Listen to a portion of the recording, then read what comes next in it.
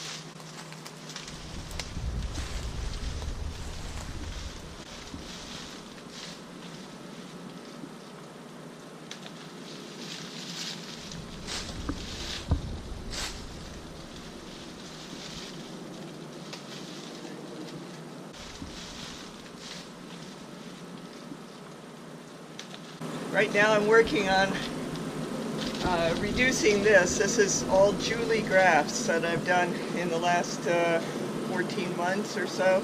They've done great on this big old Hayden base, and I'm concerned because of the dense foliage and the relatively young grafts that this would all blow off. So what I'm doing right now is taking at least 2 growth flushes off of each of these branches.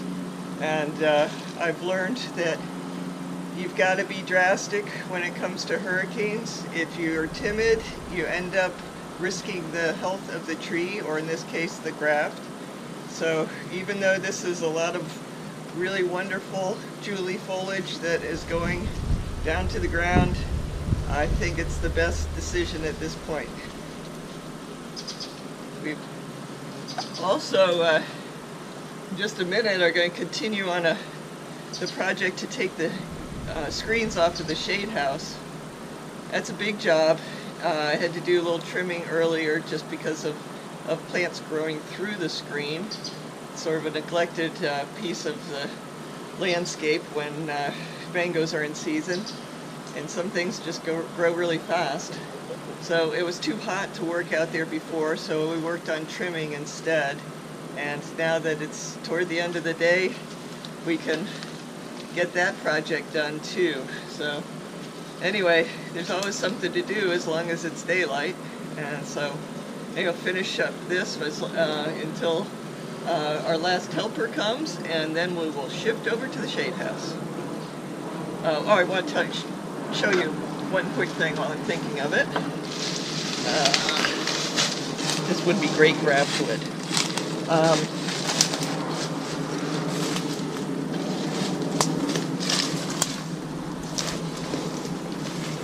So this I trimmed back also. This was fresh grafts onto a seedling tree. So reduce that wind load and then got to sturdier wood also.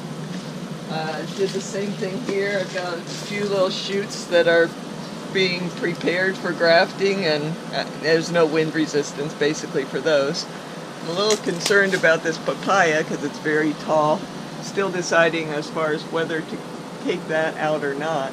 That's a male papaya. It's a beautiful tree, but it just makes a lot of flowers. But this is what I wanted to show you over here.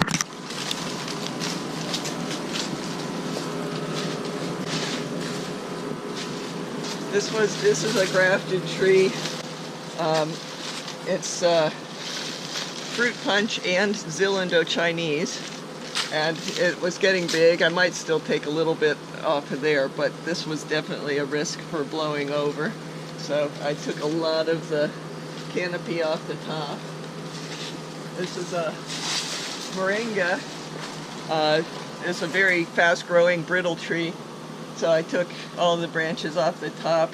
I don't really want to deal with cutting it back lower right now, but also I want to keep some branches here just because this side of the house we might not get around to putting the shutters up, and so I want to have some things that are sort of protecting the windows from any branches or debris that might be carried by the wind. For instance, this carambola here, it's clearly overgrown and into the roof and stuff, but none of those branches will break the window in my opinion. So that's just there for protection. After the storm passes, I'll cut that back to, probably 5 feet tall. This was a wonderful Julie tree. I high grafted it. This was 3 years ago. It did wonderfully the last 2 years, producing some fruit for us. But I was very concerned that the dense growth that was on the top of the tree was made it vulnerable to the winds. So I cut a huge part of this tree out. I'm hoping that there's time to recover before the winter sets in and that we'll have good fruit next year from it. But, basically the decisions are primarily the survival of the tree and secondarily what kind of fruiting it might have next season. So anyway, that's it for now. We'll catch up with the shade house in a little bit.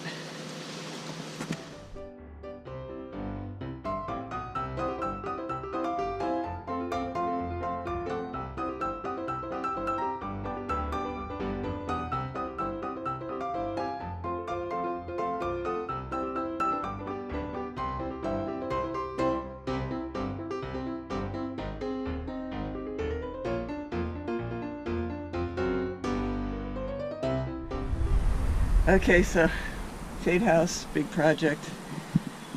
We got all the roof tied up, rolled up and tied up, and that's the major part. But right now, we hit the wall. So we're gonna finish the sides tomorrow and try and wrap up the rest of the stuff in the grove and see where that takes us. So anyway, that was day 3.